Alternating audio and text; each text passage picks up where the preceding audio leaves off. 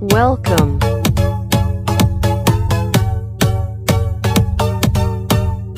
Kelompok 4.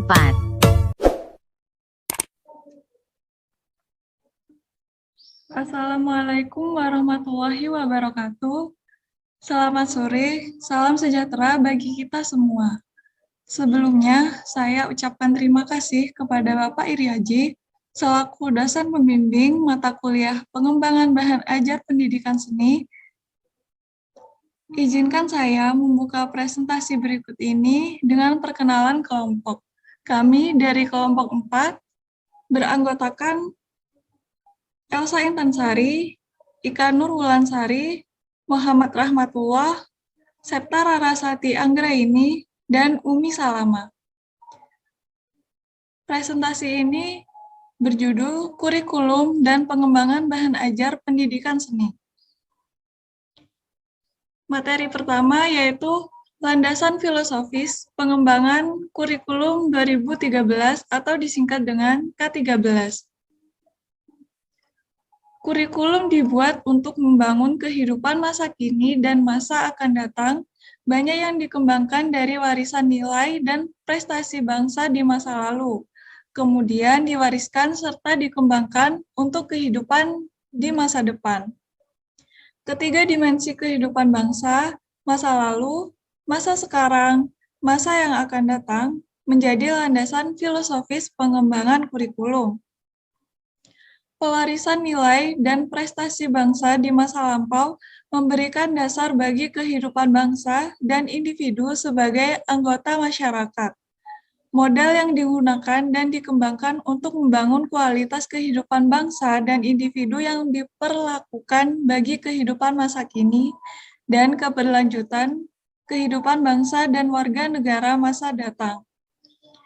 Dengan tiga dimensi kehidupan tersebut, kurikulum selalu menempatkan peserta didik dalam lingkungan sosial budayanya. Mengembangkan kehidupan individu peserta didik sebagai warga negara yang tidak kehilangan kepribadian dan kualitas untuk kehidupan masa kini yang lebih baik dan membangun kehidupan masa depan yang lebih baik. Materi selanjutnya akan dijelaskan oleh Ika Nur Wulansari. Landasan teoritis pengembangan K13. Kurikulum K13 dikembangkan atas dasar teori pendidikan berdasarkan standar atau Standard Based Education dan teori kurikulum berbasis kompetensi. Pendidikan berdasarkan standar adalah pendidikan yang menetapkan standar nasional sebagai kualitas minimal warga negara untuk jenjang pendidikan. Kurikulum dikembangkan agar peserta didik mampu mencapai kualitas standar nasional atau atasnya.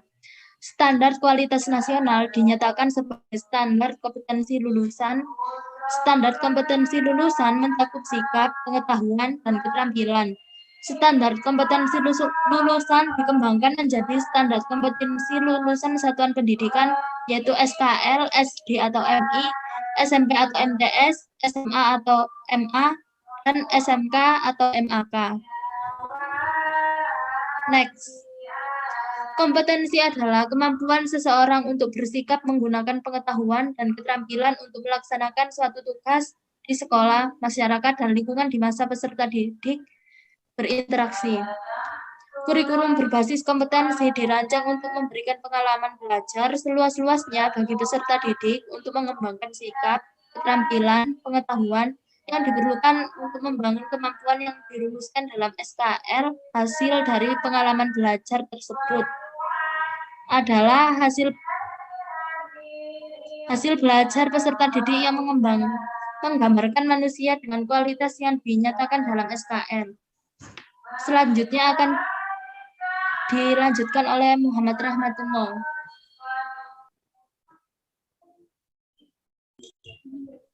Landasan empiris pengembangan K13. Yang pertama, pada saat itu upaya pemenuhan manusia telah secara nyata mempengaruhi secara negatif lingkungan alam. Berkurangnya air bersih, adanya potensi rawan pangan di belahan dunia, dan pemanasan global merupakan tantangan yang harus dihadapi generasi muda di masa kini dan masa yang akan datang. Kurikulum seharusnya juga diarahkan untuk membangun kesadaran dan kepedulian generasi muda terhadap lingkungan alam dan penumbuhan kemajuan untuk merumuskan pemecahan masalah secara kreatif terhadap isu-isu lingkungan dan ketahanan pangan. Yang kedua yaitu dengan berbagai kemajuan yang telah dicapai, mutu pendidikan Indonesia harus terus ditingkatkan. Hasil riset PISA, Program of International Student Assessment, studi yang memfokuskan pada literasi bacaan matematika dan IPA menunjukkan peringkat Indonesia baru bisa 10 besar terbawah dari 65 negara.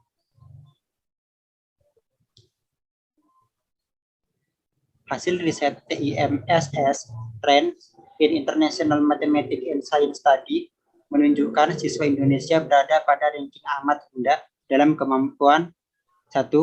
Memahami informasi yang kompleks, 2. Teori, analisis, dan pemecahan masalah, 3. Pemakaian alat, prosedur, dan pemecahan masalah, 4. Melakukan investigasi.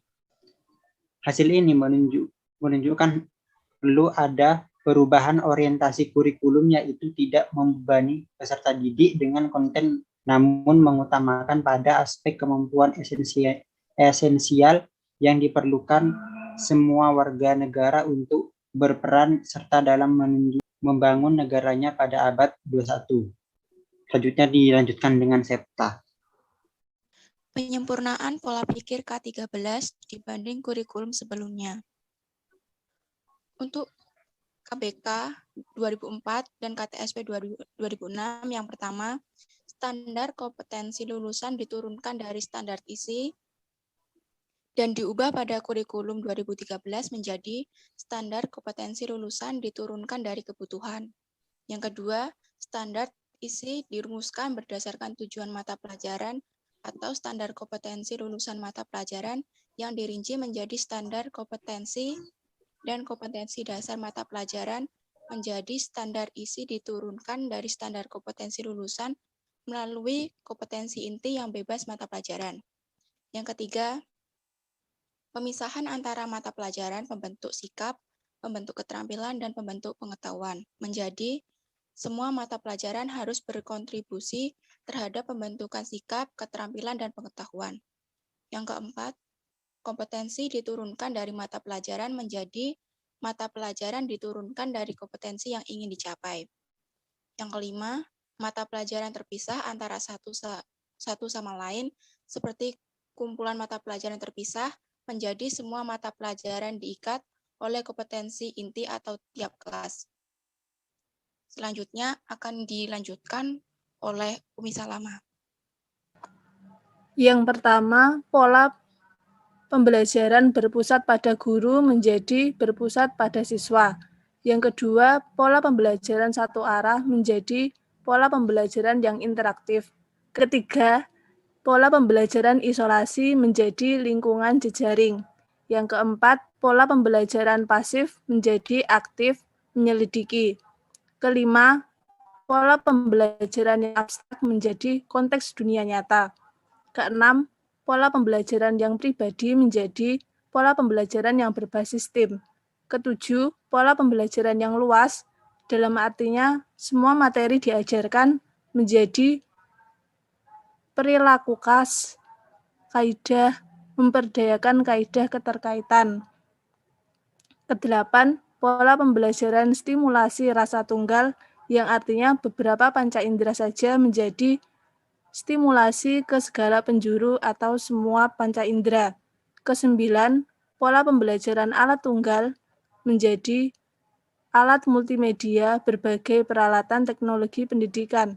Kesepuluh, pola pembelajaran hubungan satu arah menjadi pola pembelajaran yang kooperatif. Selanjutnya ke-11, produksi massa atau siswa memperoleh dokumen yang sama menjadi kebutuhan peserta didik mendapat dokumen sesuai dengan ketertarikan sesuai potensinya. Ke-12, usaha sadar tunggal mengikuti cara yang seragam menjadi jamak keberagaman inisiatif individu siswa. Ke-13, satu ilmu pengetahuan bergeser mempelajari satu sisi pandang ilmu menjadi pengetahuan disiplin jamak pendekatan multidisiplin. Ke-14, kontrol terpusat oleh guru menjadi otonom dan kepercayaan siswa diberi tanggung jawab. Ke-15, pemikiran faktual menjadi kritis, membutuhkan pemikiran kreatif. Ke-16, penyampaian pengetahuan, pemindahan ilmu dari guru ke siswa menjadi pertukaran pengetahuan antara guru dan siswa, serta siswa lainnya. Demikian presentasi dari kami. Semoga hasil yang didapatkan dari presentasi ini bisa bermanfaat bagi kita semua. Jika ada kekurangan atas penyampaian dan tindakan, kami ucapkan mohon maaf dan terima kasih. Wassalamualaikum warahmatullahi wabarakatuh.